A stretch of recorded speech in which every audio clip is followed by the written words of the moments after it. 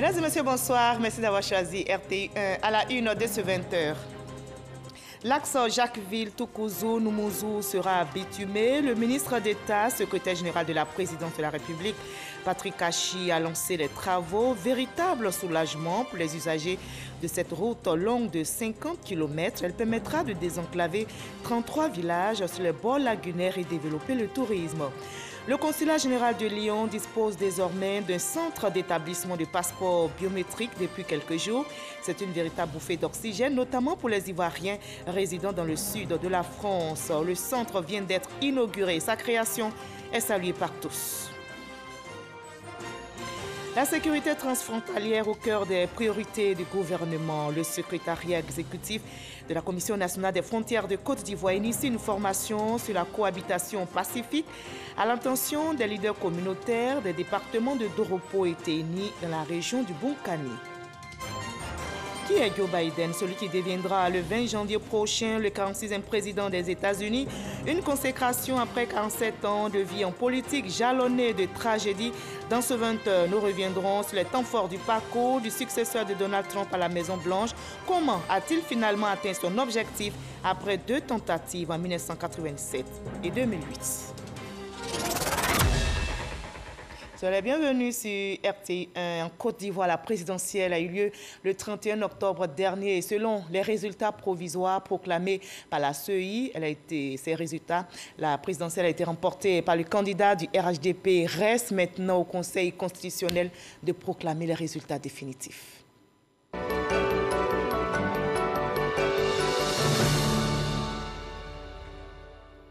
En attendant, on célèbre la paix et la fraternité dans la région de Béké. L'initiative est de l'Union nationale des enfants du Grand Centre. Les jeunes de cette partie de la Côte d'Ivoire organisent une caravane pour sensibiliser à la cohésion et lutter également contre les fausses informations véhiculées sur les réseaux sociaux, des rumeurs qui fragilisent la paix et l'unité. Kader Sogodogo. Au lendemain de l'élection présidentielle du 31 octobre dernier, des rumeurs d'attaques entre communautés ethniques sont propagées sur les réseaux sociaux. De fausses informations qui fragilisent la cohabitation et créent la psychose au sein des populations.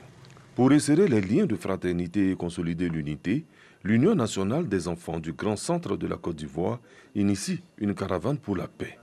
De Konakankro à Nembo, à Tienкro, à Oufouetteville, à Boaké, en passant par Assirikro, sous-préfecture de Sakassou, les échanges ont porté sur la paix, le développement et surtout le vivre ensemble. Depuis quelque temps, il y a tellement de rumeurs qui circulent dans la ville.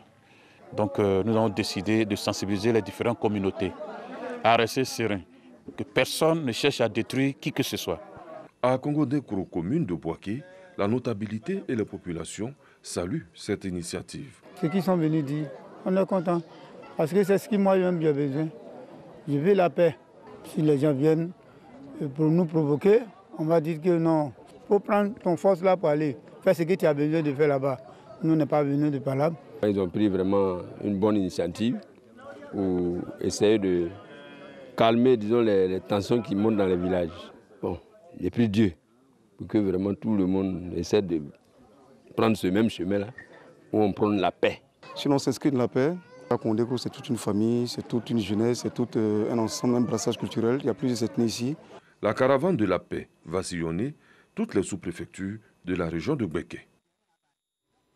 Et les femmes ont aussi le mot à dire dans l'unité nationale. Elles veulent investir le terrain pour sceller la paix dans les localités. Mais avant, elles s'imprègnent des notions de maintien de la paix. C'est une idée du collectif des mouvements et associations pour le développement de l'émergence. Le collectif multiplie les rencontres pour sensibiliser les populations sur les valeurs de paix. Soro Corona. Échange entre les responsables du collectif des mouvements et associations pour le développement et l'émergence CONAD et les présidentes d'associations et mouvements des femmes de Boaké. Une initiative du CONAD dans le cadre de ses activités pour le renforcement de la paix et la consolidation de la cohésion sociale. Au cours de cette rencontre, les femmes ont été sensibilisées sur l'importance de la paix, mais aussi sur leur rôle à jouer pour le maintien de l'unité et du vivre ensemble. Il faudrait que les uns et les autres que nous avons invités aujourd'hui repartent dans leur base, qu'ils aillent faire la restitution, à savoir, Boaké doit demeurer dans la paix. Ton voisin est un membre de ta famille, il ne faudrait pas que nous prêtons l'oreille aux rumeurs qui circulent. Les leaders des associations et mouvements des femmes de Bouaké saluent cette action du CONAD. Il est de notre responsabilité d'agir, d'exhorter, de sensibiliser chaque fois, tous les jours, nos enfants, nos frères, nos maris, pour que nous puissions vivre en paix et éviter des conflits intercommunautaires et pour que nous puissions avoir vraiment la cité prospère pour laquelle nous travaillons tous. La paix qu'il y a eu depuis 2010 à Bouaké, que cette paix demeure, nous avons sensibilisé, nous pensons que ça a gagné, c'est là qu'aujourd'hui nous sommes en paix. Et on n'arrête pas de le faire, parce que nous avons nos sœurs aussi, les villages qui sont aux environs de Bouaké. Nous passons partout pour passer l'information de la paix, de la cohésion sociale. Créé en 2015, le CONAD est un collectif qui regroupe 100 mouvements et associations de jeunes en Côte d'Ivoire. Ses responsables comptent pérenniser et étendre ces actions de sensibilisation pour renforcer davantage la cohésion sociale entre les populations ivoiriennes. On célèbre aussi la paix à Iré dans le département de Divo. C'est la semaine de la paix. Les populations ont donc pris part à plusieurs compétitions sportives, culturelles et culinaires. Toutes les communautés, vous allez le voir, toutes les communautés de cette sous-préfecture ont communié et pris l'engagement de tourner le dos à la violence et dire oui à la paix. Mamadou Kwasi. La période électorale transformée en des moments de fête et de réjouissance à Iré dans le département de Divo. Les populations de cette sous-préfecture mettent à profit cette période pour sceller l'entente, la cohésion et la paix qui règnent depuis des années. Une semaine de la paix est organisée avec un contenu diversifié, notamment des compétitions sportives, culinaires et culturelles. Ces différentes compétitions ont vu la participation de toute la communauté et associations de la sous-préfecture d'Iré, avec une participation massive des jeunes et des femmes. Il s'agit pour les autorités locales de renforcer la cohésion et la paix en mettant en contribution toutes les populations. Nous tendons allègrement vers la fin de cette semaine. Mais la fin de la semaine de paix et de cohésion à Iré ne doit nullement être interprétée comme la fin de la paix à Iré.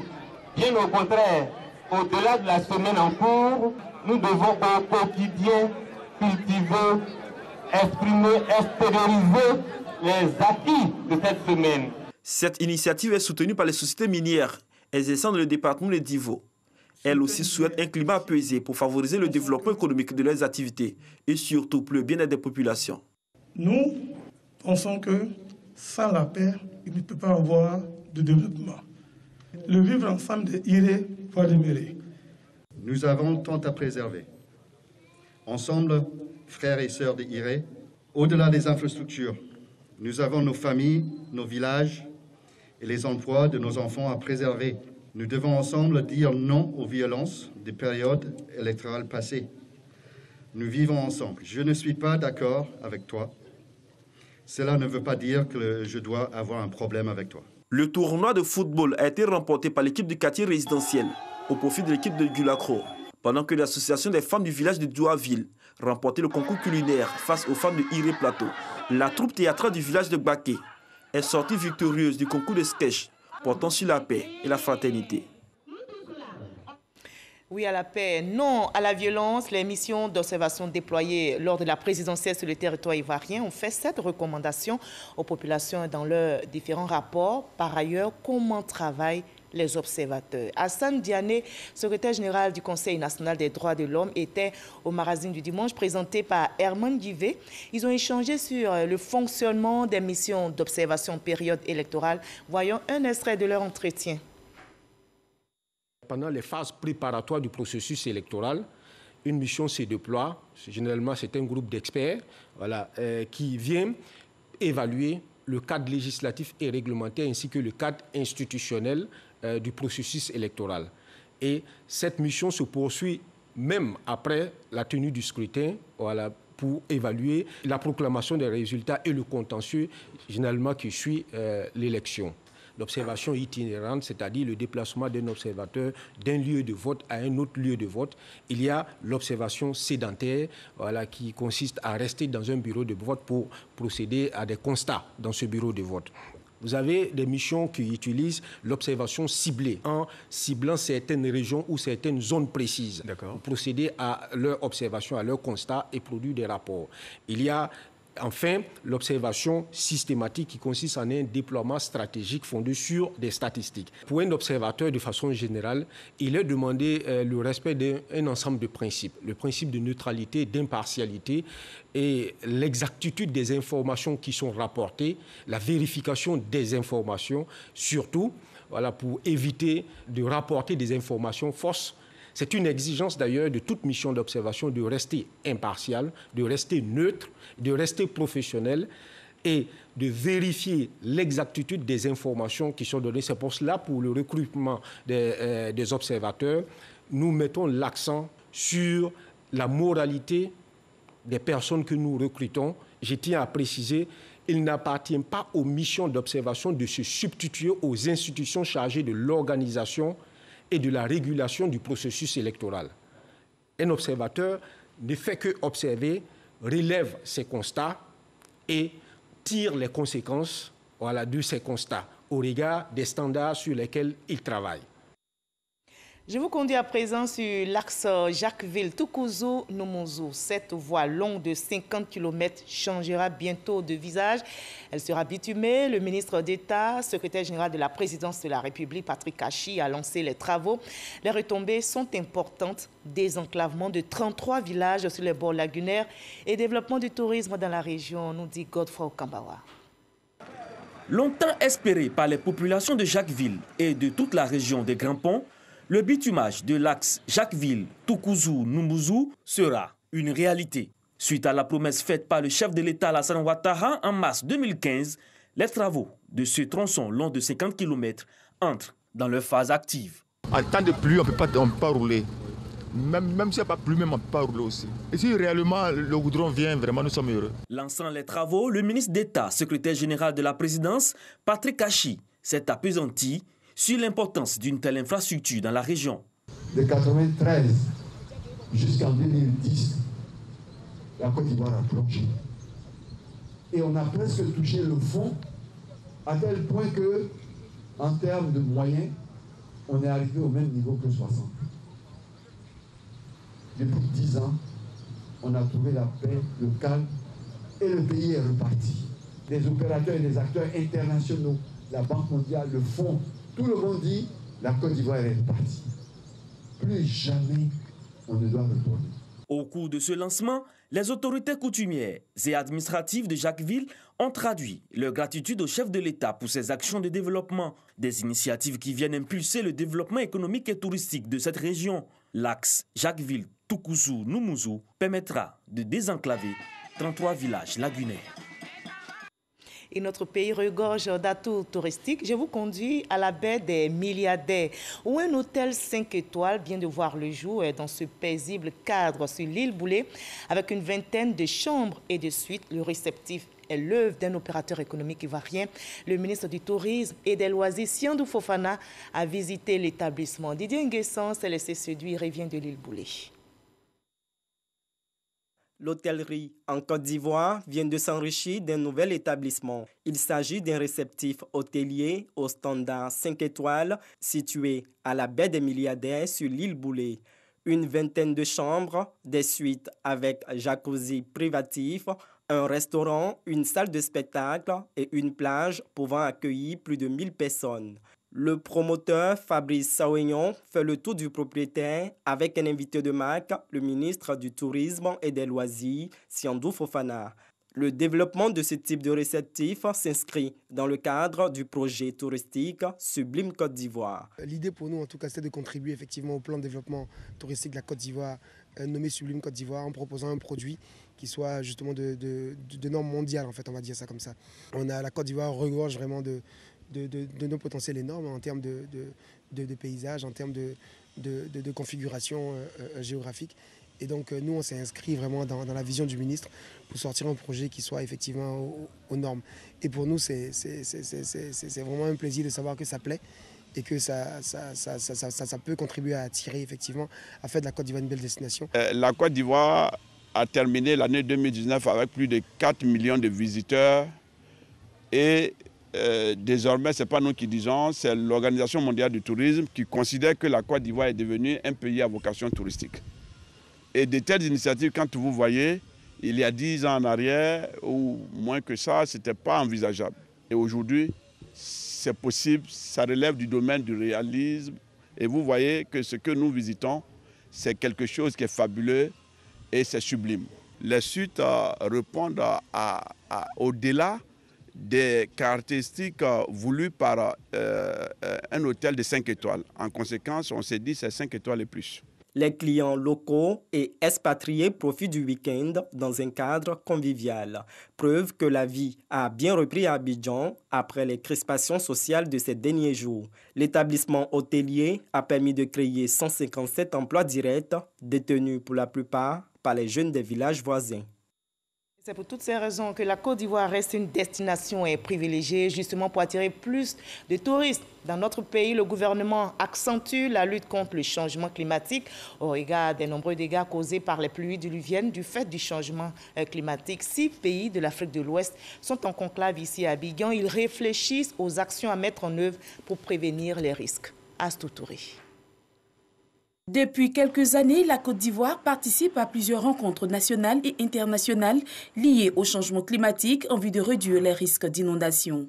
Dans le cadre d'un projet intégrant la gestion des inondations, la sécheresse et l'alerte précoce adaptée au changement climatique, les pays de la CEDEAO se sont réunis à Abidjan. Les objectifs du projet, c'est de développer un outil de gestion de ces deux phénomènes, à savoir la sécheresse et les inondations, afin de prévenir les populations et les alerter en pareille situation afin que les dispositions soient prises pour sécuriser les vies. À l'instar des autres pays de la sous-région, les pays du bassin de la Volta sont confrontés aux effets néfastes des changements climatiques.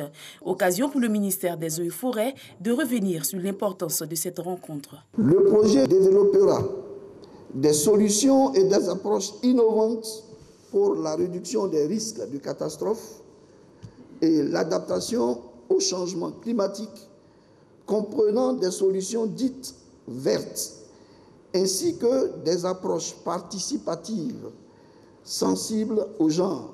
Des recommandations sont attendues au cours de ces 2 jours de réflexion. Les résultats attendus, c'est que l'ensemble des acteurs puissent examiner les présentations qui vont être faites, puissent examiner les rapports qui leur seront donnés, mais aussi puissent apporter leur contribution. Le Burkina Faso, le Bénin, le Ghana, le Mali, le Togo et la Côte d'Ivoire sont entre autres les pays du bassin de la Volta. Et nous partons pour la France où la diaspora ivoirienne savoure sa joie. Le consulat général de Lyon dispose désormais d'un centre d'établissement de passeports biométriques depuis quelques jours. C'est une véritable bouffée d'oxygène, notamment pour les Ivoiriens résidant dans le sud de la France. La création de ce centre est saluée par tous. Il vient d'être inauguré. Adam Akoni. Deuxième guichet d'enrôlement pour le passeport biométrique en France. En dehors de Paris, la capitale, les Ivoiriens vivant dans l'Hexagone peuvent désormais se faire établir leur passeport dans le sud du pays, à Lyon. Le lancement de l'opération a eu lieu au consulat général de la Côte d'Ivoire à Lyon et l'impact est considérable. Quand on regarde la carte, on voit que nous couvrons le sud de la France. Par exemple, la ville de Lyon, Lyon seulement, ceux qui sont officiellement inscrits, nous sommes en 2845 Ivoiriens. Ça, c'est les statistiques, les chiffres donnés par la préfecture de police. En ajoutant ceux qui ne sont pas identifiés, nous sommes à plus de 6 000. Oui. Donc, il est nécessaire, uniquement pour Lyon, il est nécessaire que Sénéda vienne s'implanter parce que nos compatriotes en ont besoin. Donc, nous sommes plus près de la population pour les aider. Ce rapprochement de l'administration des Ivoiriens de la diaspora est source de gains de plusieurs ordres. On s'en réjouit de savoir que c'est à côté de nous. Économiquement, comme l'a dit certains, oui, on économise 200 € de train et de fatigue pour aller faire le passeport et revenir sur soi-même. Ce qui nous réjouit le plus, c'est les délais des rendez-vous. Parce que quand les rendez-vous sont faits qu'à Paris, les délais sont distendus. Maintenant que les gens ont la possibilité d'avoir les rendez-vous et à Paris et à Lyon, on voit qu'il y a des gens de Paris qui téléphonent ici. Bordeaux, Marseille, Ajaccio, Nice, Clermont-Ferrand sont entre autres les villes directement concernées par cette décentralisation de l'établissement du passeport ivoirien. Un document, faut-il le rappeler, qui sert aussi au renouvellement du titre de séjour. La sécurité transfrontalière fait partie des priorités du gouvernement ivoirien. Les leaders communautaires sont mis à contribution. Le secrétariat exécutif de la Commission nationale des frontières de Côte d'Ivoire initie en ce moment une formation sur la cohabitation pacifique. C'est à l'intention des leaders communautaires des départements de Doropo et de Téni dans la région du Bonkani. Clément Boko. Conflits fonciers, orpaillage clandestin, porosité des frontières. Autant de mots qui entravent les efforts du gouvernement dans la sécurisation des espaces frontaliers. L'État implique alors les acteurs locaux dans cette lutte, d'où ces séances de formation à l'attention des leaders communautaires. Ils sont 43 dans le département de Doropo et 29 dans le département de Téni, dans la région du Bonkani. Nous avons beaucoup insisté sur la nécessité de mettre en place un système d'alerte précoce pour informer les autorités d'éventuels dangers, également collecter et analyser ces informations-là pour la prise de décision au niveau de la Commission nationale des frontières. En plus de la formation à la cohabitation pacifique, ces responsables de communauté sont formés pour être des relais dans la lutte contre la maladie à coronavirus. Ils reçoivent à la fin de la formation des kits d'hygiène et de protection contre la Covid-19. Occasion mise à profit pour le secrétaire exécutif de la CNFCI pour s'imprégner des réalités des populations de Kogienou, un village du département de Doropo qui fait frontière avec le Burkina Faso. Ici, avant, il n'y avait pas une école proche ici, donc il y avait une école ici, à Bodana, tout près. Donc si tu n'as pas quelqu'un à Doropo, tu ne peux pas aller commencer à faire les études là-bas. Voilà pourquoi nous on s'est retrouvés au Burkina. Nous sommes Ivoiriens, mais on n'arrive pas à communiquer sur notre réseau en Côte d'Ivoire ici. Et voilà, les Burkinabés à côté ici, il y a des antennes, tellement comme RTL, l'autre côté là-bas. Forcément, on est obligé de travailler avec ça, comme il n'y a pas notre réseau ici. Donc, on souhaiterait qu'il y ait la possibilité de nous aider à avoir des antennes ici. Nous avons, lors des échanges avec ma collègue, la secrétaire permanente de la Commission nationale des frontières du Burkina, décidé de mettre à contribution les instituts géographiques de nos pays respectifs afin de geler déjà les conflits, les tentatives d'annexion de territoires de l'un ou l'autre pays. Et tout ça sont des activités que nous avons engagées. Avec la mise en place de la commission mixte paritaire, nous allons quand même arriver à mettre fin à ces conflits frontaliers de délimitation entre le Burkina et la Côte d'Ivoire. Cette tournée de sensibilisation se réalise grâce à l'appui de la coopération allemande GIZ. Prochaine étape, Sikolo, dans le département de Kong. Et la Côte d'Ivoire travaille s'active pour venir à bout du coronavirus.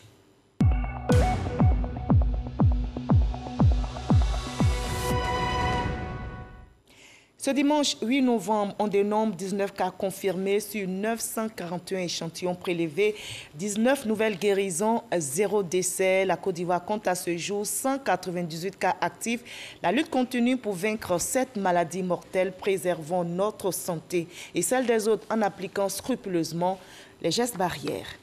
Et toujours au plan sanitaire, un centre hospitalier régional verra bientôt le jour dans la région de la Bagoué. La pose de la première pierre a été faite par des fils de la région, membres du gouvernement. L'infrastructure localisée à Boundiali vise à répondre aux besoins des populations en matière de soins de santé. À Koutou également sortira de terre un hôpital général. Mamadou Kouassi nous rapporte la suite. Ces coups de truelle feront apparaître dans 16 mois des bâtiments neufs et modernes. Des bâtiments qui vont servir de cadre du centre hospitalier régional de Boundiali. Une infrastructure sanitaire de référence pour soulager tant soit peu les populations, obligées jusqu'à ce jour d'évacuer les cas urgents de maladies à Korogo ou à Bouaké. Souvent, si on va prendre les gens ici, jusqu'à 100 km de Korogo, pour nous on trouve que c'est pas bon. Ici, la personne va arriver là, s'il meurt. Donc, en fait, ça nous fatigue un peu. Donc, si on gagne ça ici, c'est mieux sur ça. La ministre Maria Toukone, maire de la commune de Boundiali, rassure ces populations que ce projet constitue le début d'un vaste programme sanitaire pour l'amélioration de la prise en charge des populations de la région de la Bagoué. Nous étions tellement pressés d'avoir notre CHR. Aujourd'hui, grâce à Dieu, grâce à Amadou Gon Coulibaly, grâce au président Alassane Ouattara, Parce que c'est sous son règne que nous allons avoir ça. Les travaux de construction du centre hospitalier régional de Boundiali seront réalisés par une entreprise anglaise spécialisée dans les projets de construction clé en main. Après Boundiali, c'est la ville de Kouto qui accueille les cadres de la région et les envoyés du ministère de la Santé et de l'Hygiène publique. Ils y sont pour poser également la première pierre de l'hôpital général de la ville, un édifice qui vient répondre également aux préoccupations de la population de ce département. Je remercie au-delà de tout le président Alassane Ouattara pour son œuvre gigantesque de développement au profit de l'ensemble de nos populations et en particulier des populations de la région de la Babou. L'inquiétude est définitivement passée, vous voyez le sourire et l'optimisme sur les visages de mes frères de Kouto, donc nous savons que l'hôpital sera là et on commencera à se soigner ici. Le directeur des cabinets adjoints du ministère de la Santé et de l'Hygiène publique a dit la détermination du ministre Eugène Akaole à œuvrer pour livrer le chantier dans les délais. La construction des infrastructures sanitaires de Boundiali et de Kouto s'inscrit dans le cadre du programme présidentiel de construction et d'équipement des centres de santé. Coût global 200 milliards de francs CFA. Qui est Joe Biden, celui qui deviendra le 20 janvier prochain le 46e président des États-Unis. Une consécration après 47 ans de vie en politique, jalonnée de tragédies. Pour l'ancien président américain Barack Obama, Joe Biden est le lion de l'histoire américaine. Quel est donc le parcours du successeur de Donald Trump à la Maison-Blanche, de celui qui avait tenté à 2 reprises de se présenter à la présidentielle en 1987 et 2008? Élément de réponse avec Sidonie Davila. Fils d'ouvrier, Joseph Robinette Biden est né en 1942 en Pennsylvanie au sein d'une modeste famille catholique d'ascendance irlandaise. Il est l'aîné de 4 enfants. Diplômé de l'université du Delaware et de l'école de droit, après ses études, il doit rejoindre l'armée lors de la guerre du Vietnam, mais est écarté en raison de sa santé. Joe Biden amorce véritablement sa carrière politique en 1972 en devenant sénateur dans l'État du Delaware à seulement 29 ans. Il tente une première fois de briguer la primaire démocrate pour l'élection de 1988 avant d'être rapidement forcé d'abandonner la course après avoir plagié une bonne partie d'un discours.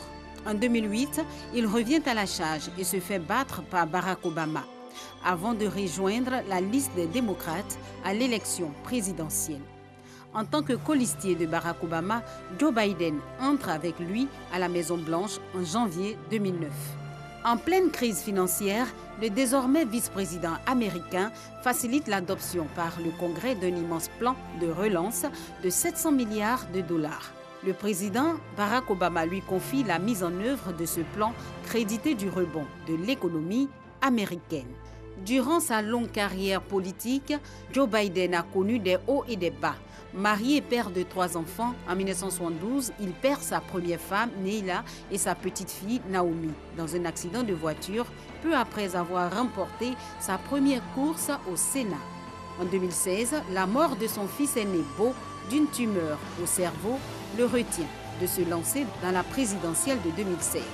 Après les tragédies familiales, 2 premières tentatives présidentielles ratées et une campagne bouleversée par la pandémie à coronavirus, le vétéran de la politique américaine va accomplir un vieux rêve.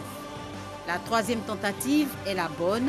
À 77 ans, le vieux routier de la politique américaine, Joe Biden, est finalement parvenu ce samedi à arracher la victoire à Donald Trump. Ce catholique fier de ses origines irlandaises, Joe Biden, est marié à Jill Biden depuis 1977. Ensemble, ils ont une fille. L'homme qui tente de devenir président des États-Unis depuis 1987, Joe Biden, a une longue vie politique jalonnée d'épisodes controversés, mais aussi de réussites qu'il brandit aujourd'hui. Et Joe Biden sera investi le 20 janvier prochain devant le Capitole. Je vous propose à présent le reste de l'actualité à l'étranger dans le 7 sur 7. Le résumé de l'actualité internationale de la semaine porte la signature de Sidonie Davila.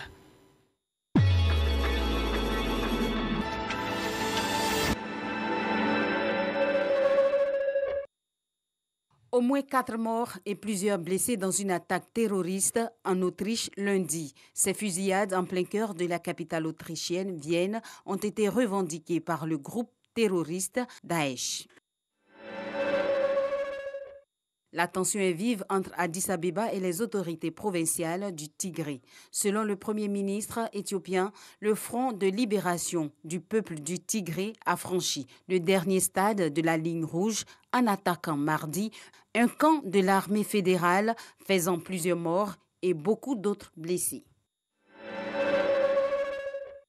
Des hommes armés ont ouvert le feu sur un minibus entre Bandiagara et Bangass dans la région de Mopti au Mali.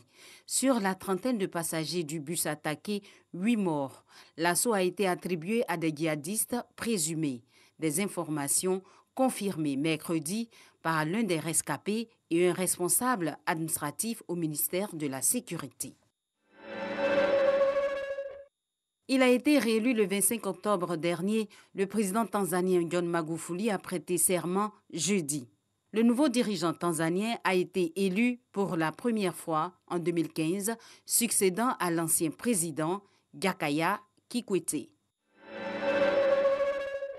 Après 5 ans loin de la capitale congolaise, l'ancien gouverneur du Katanga est arrivé vendredi à Kinshasa. Moïse Katumbi dit être venu rencontrer le chef de l'État, Félix Tshisekedi. Aux États-Unis, l'élection présidentielle du 3 novembre dernier donne pour vainqueur Joe Biden. Après 4 jours de suspense, le démocrate franchit samedi le seuil magique des 270 grands électeurs. Le 20 janvier prochain, après son investiture, Joe Biden sera le 46e président des États-Unis. Il promet d'être le président de tous les Américains. Les Birmans ont voté ce dimanche pour des législatives qui devraient permettre au parti d'Aung San Suu Kyi de conserver le pouvoir. Notons que la lauréate du prix Nobel de la paix en 1991 est très critiquée à l'international pour sa gestion de la crise des musulmans Rohingyas, mais adulée par une majorité de la population.